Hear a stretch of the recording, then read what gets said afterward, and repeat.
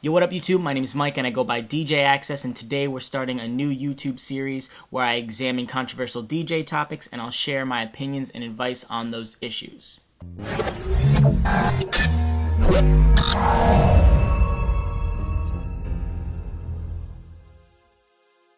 Today, we're going to look at why DJs fake their routines.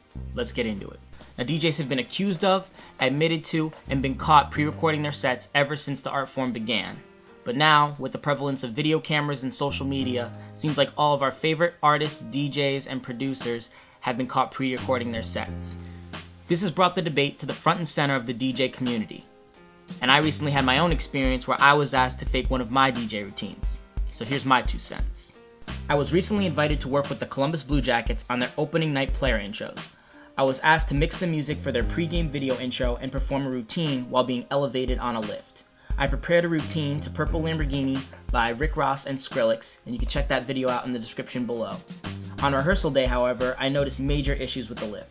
The only table we could fit up there was barely wide enough to fit my turntables. I had to wear a harness which restricted the types of tricks I could do, and the lift was extremely wobbly, which is terrible for playing on turntables due to the needle bouncing on the record and skipping.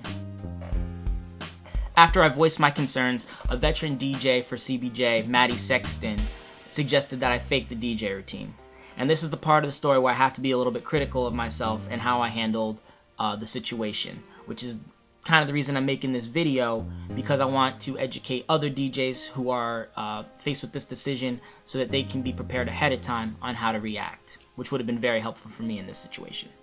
So after the suggestion of being asked to fake my DJ routine, I'll admit I freaked out a little bit. I'm always the DJ at music festivals or in the clubs who's actively listening and criticizing, good or bad, what the DJ's doing, and it's very difficult to fake a routine and get it past me. So I, myself, thought I would never fake a DJ routine. The production team and I talked a little bit more about ways we could get past these obstacles, and they left for about 10 minutes to go find another table that would possibly fit on the lift. And Maddie Sexton, the DJ from before they left, said, "Mike, you're really good at the DJ business type of stuff, but right now you're in show business," and walked away. And that 10 minutes and those words of wisdom were actually extremely helpful. I had some time to take a step back and say, okay, there's no way I'm able to perform this routine on that lift. How are we going to make this work?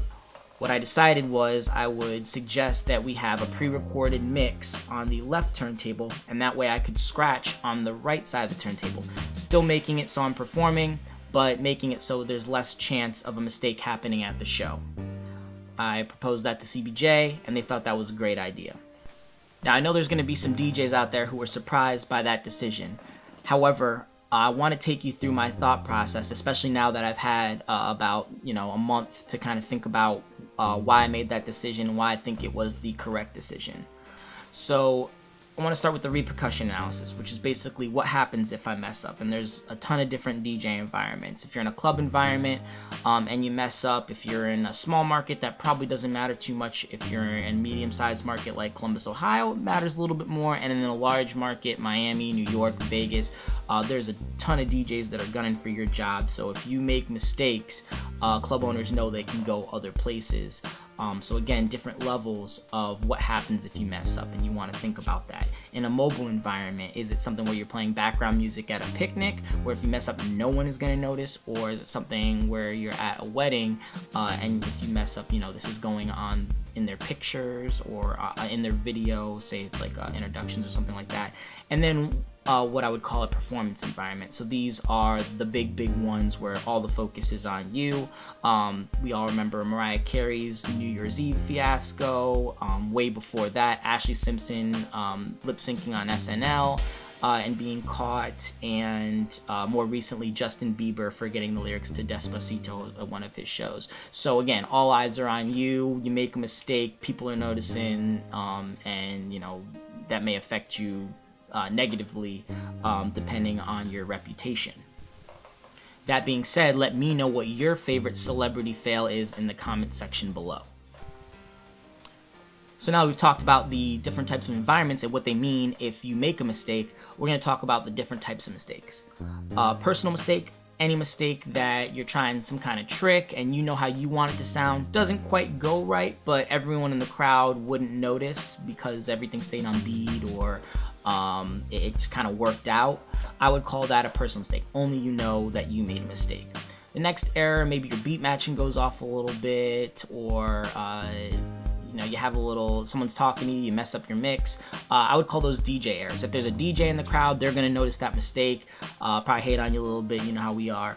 But ultimately, the party still goes on and no one really notices. The next is a noticeable error. Again, this is something where the average person in the club maybe notices a small mistake. It may not be something that they remember at the end of the night, but they do notice the mistake. And then finally, a glaring error would be something that, okay, this was something big and they may talk about it afterwards, or it might put a kind of a bad mark on your reputation. Definitely want to avoid those glaring errors. The last two items I want to talk about with respect to whether you should fake your DJ routine is the probability of a mistake or error, and then creating that magic moment. The probability of error, how I describe that is based on your skill set and the environment. How confident are you that you can avoid glaring mistakes? Pretty self-explanatory. You obviously want to avoid glaring mistakes, and given your environment and your skill set, if you feel like you're not able to avoid those, I would make the suggestion that you would fake your DJ routine. Also, with respect to music festivals where there's pyrotechnics, video, fireworks going off, and it has to sync to the music to create that magic moment that, the 10,000, 30,000, 100,000 people are enjoying, you may want to fake it for that as well, or have some kind of pre-planned notion going in as to how that's going to work, to make sure that when you get that moment, it actually goes right, because you'll usually only get one chance at it. So let's summarize this a little bit and start to kind of create a takeaway.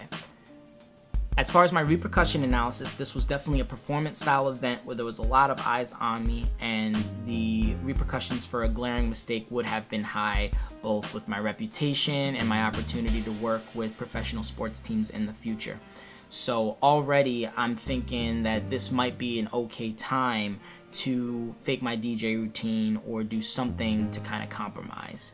In addition, the probability of a glaring mistake was quite high with the wobbly lift, the nature of the performance that I had prepared originally, and the harness that would restrict my kind of movement.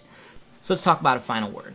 I would say it's in every DJ's best interest to know your stance on faking your DJ routine ahead of time.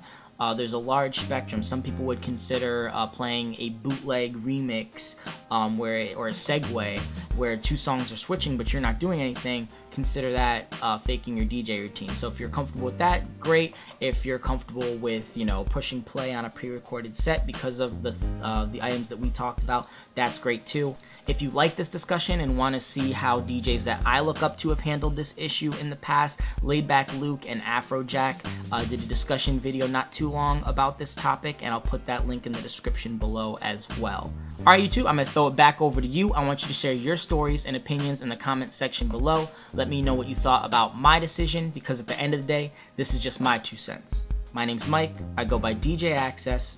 Peace and practice. Thanks for watching.